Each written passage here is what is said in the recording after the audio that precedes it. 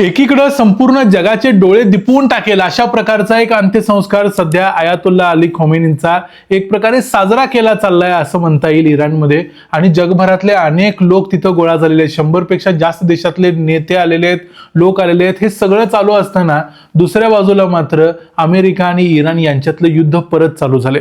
कारण अमेरिकेनं इराणमधल्या 80 वेगवेगळ्या जागांवरती एअर स्ट्राईक केले.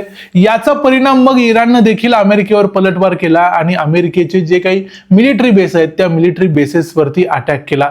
आता मग मागच्या महिन्यात जो शांतता करार झाला त्या शांतता कराराचं काय?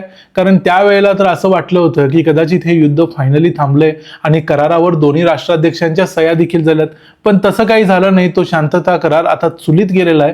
पुन्हा एकदा युद्ध चालू झालेलं आहे आणि हे फक्त युद्ध चालू झालं म्हणजे ही फक्त एक बातमी ठरत नाही, तर या युद्धामुळे आता परत एकदा मार्केट क्रॅश व्हायला चालू झालेलं आहे. दुसऱ्या बाजूला जे ऑइल प्राइसेस आहेत ते देखील वाढायला सुरुवात झाले. याचा सगळ्याचा नेमका परिणाम काय होणार आणि हे सगळं मुळात चालू कुणी केलं आणि का केलं हे थोडक्यात बघूया आजच्या या व्हिडिओमध्ये. मी आहे रणजित यादव आणि तुम्ही पाहताय द मराठी बाणा.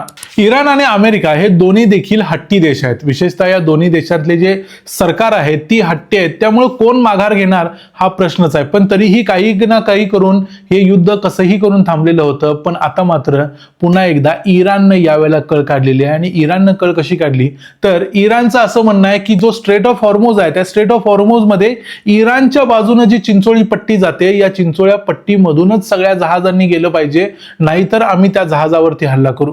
आता असं म्हणायचं यांचं कारण असं आहे की ते म्हणतात आम्ही बाकीच्या बाजूला लँड माइन्स लावतात तशा समुद्रातल्या माइन्स लावलेल्या आहेत, म्हणजे जहाज उडू शकतात म्हणून आम्ही केलं. मग जहाज उडत नाही तर तुम्ही कशाला उडवताय?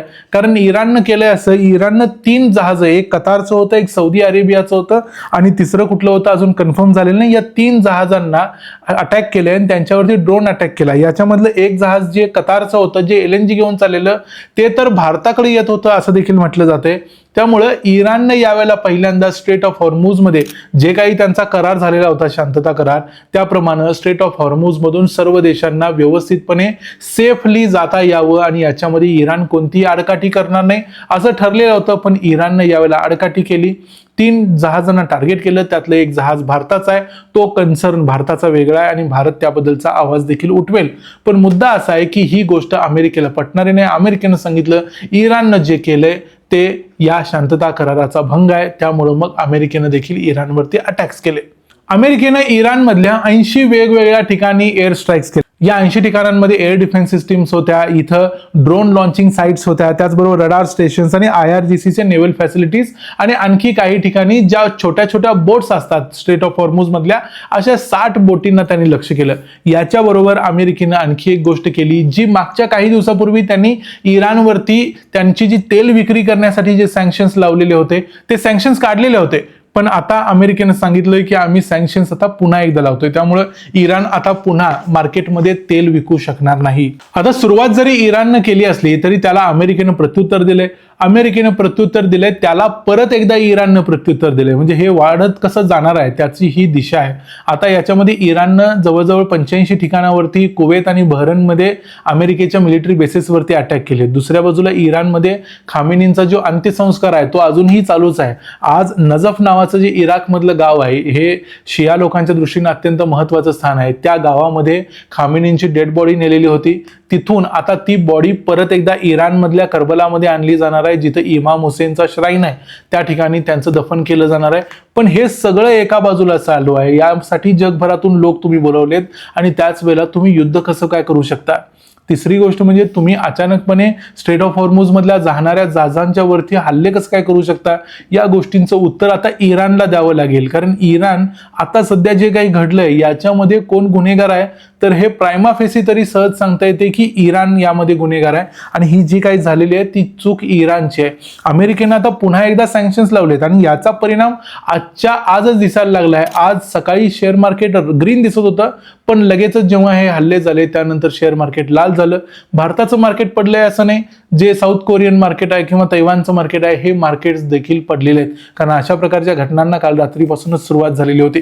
त्यामुळं हे सगळे एशियन मार्केट्स पडलेत. आज संध्याकाळी अमेरिकन मार्केट पडेल. यानंतर आणखी एक गोष्ट आहे ऑइल प्राइसेस. ज्या ऑइलच्या किमती $70 पर्यंत आलेल्या होत्या त्या पुन्हा वाढून 75च्या वर गेलेल्या आहेत. जर अशा पद्धतीने एस्कलेशन होत गेलं तर या ऑइलच्या प्राइसेस आणखी जास्त वाढतील आणि जी परिस्थिती 2 महिन्यापूर्वी होती तीच पुन्हा एकदा होऊन बसेल अशी परिस्थिती आता सध्या दिसायला लागली. त्यामुळे एकूणच जर बघितलं तर जोपर्यंत या दोन देशांमध्ये एक चांगलं आणि स्थिर सरकार येत नाही तोपर्यंत हे दोन्ही देश माघार घेणार नाहीत आणि तोपर्यंत हे युद्ध असंच ओढलं जाणार आहे आणि राबवलं जाणार आहे. त्यामुळं थोडक्यात शहाण्या माणसांनी आणि सामान्य माणसांनी काय करावं, इन्व्हेस्ट कसं करावं आणि नाही करावं हा ज्याचा त्याचा विचार करून ठरवण्याचा निर्णय आहे आणि तो तुम्ही विचार करूनच घ्या. नाहीतर जगभरातले हे मार्केट्स आणि त्याचबरोबर हे जे ऑइल वगैरे आहे या सगळ्या गोष्टींचा फटका वारंवार आपल्याला बसतच राहणार आहे. या व्हिडिओमध्ये इथंच थांबूया. या व्हिडिओ तुम्हाला कसा वाटला ते आम्हाला कमेंट्समध्ये जरूर सांगा. व्हिडिओ आवडला असेल तर व्हिडिओला लाईक करा, चॅनलला सबस्क्राईब करा. पुन्हा भेटू पुढच्या व्हिडिओमध्ये. तोपर्यंत पाहत राहा द मराठी बाणा. जय हिंद, जय महाराष्ट्र.